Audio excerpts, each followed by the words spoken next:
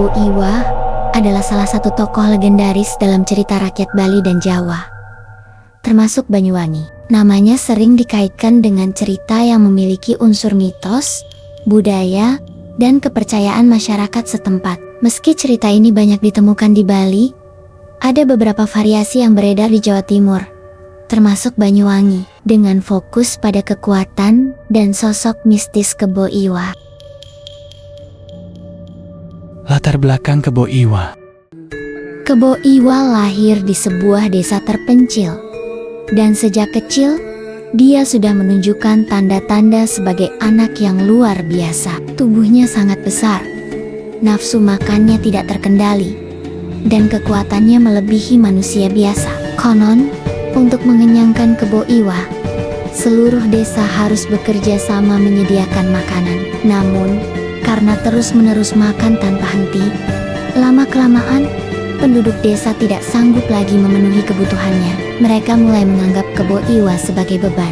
Meski demikian, Kebo Iwa juga sering membantu penduduk dengan kekuatannya, seperti membangun irigasi, meratakan bukit, atau mengangkat batu besar untuk keperluan desa. Pada masa itu, Majapahit sedang berusaha memperluas wilayah kekuasaannya. Ketika pasukan Majapahit ingin menaklukkan Bali, mereka mendengar tentang Kebo Iwa yang menjadi pelindung pulau tersebut. Karena Kebo Iwa sangat kuat, upaya menyerang Bali selalu gagal. Patih Gajah Mada, seorang tokoh terkenal dari Majapahit, kemudian merancang strategi untuk menundukkan Kebo Iwa. Dia tidak menggunakan kekerasan, melainkan kecerdikan. Gajah Mada mengirim utusan ke Bali untuk menyampaikan undangan damai kepada Kebo Iwa sebagai bagian dari perjanjian damai. Kebo Iwa diminta membantu Majapahit membangun sumur besar untuk irigasi.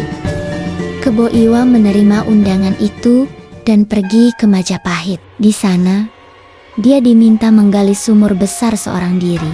Karena tubuhnya sangat besar dan kuat, dia dengan mudah menggali sumur tersebut. Namun, ketika dia berada di dalam sumur yang sangat dalam, pasukan Majapahit melemparkan batu dan tanah ke dalam sumur, menguburnya hidup-hidup. Setelah Kebo Iwa tewas, Majapahit berhasil menaklukkan Bali. Asal-usul Kebo Iwa sebagai hantu. Setelah dikhianati dan dikubur hidup-hidup di sumur oleh pasukan Majapahit, roh Kebo Iwa dipercaya tidak tenang. Dalam cerita rakyat Banyuwangi, dikatakan bahwa roh Kebo Iwa yang penuh amarah menjelma menjadi makhluk gaib yang gentayangan. Konon, roh ini bersemayam di daerah yang dianggap angker, seperti hutan lebat, gua-gua, atau tempat yang jarang dijamah manusia.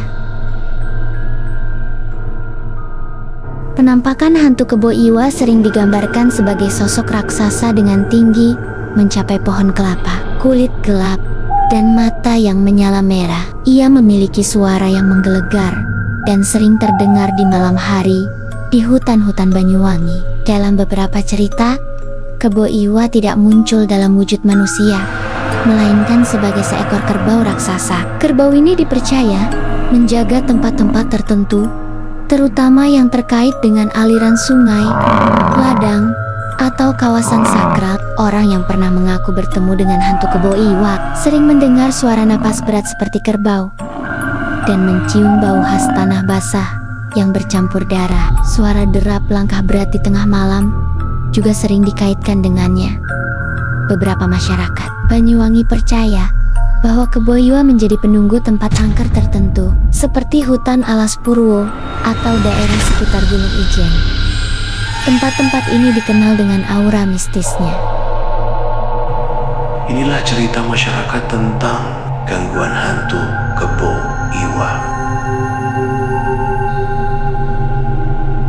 Roh Kebo Iwa dipercaya muncul untuk melindungi alam. Jika ada seseorang yang merusak lingkungan secara berlebihan, seperti menebang pohon di hutan angker atau mencemari sungai, hantu Kebo Iwa akan menampakkan diri untuk memperingatkan atau menakut-nakuti orang-orang yang melintasi jalanan sepi di malam hari, terutama dekat hutan atau ladang.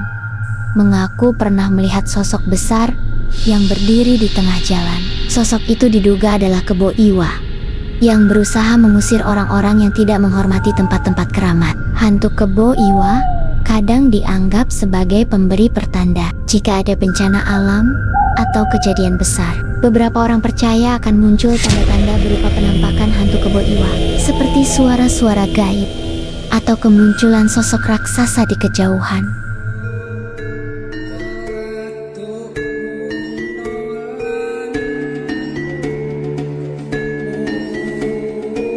Sebagai penutup kisah ini, banyak yang bisa kita pelajari tentang kisah ini. Kebo Iwa, raksasa baik hati, dikubur hidup-hidup oleh mereka yang ia percayai.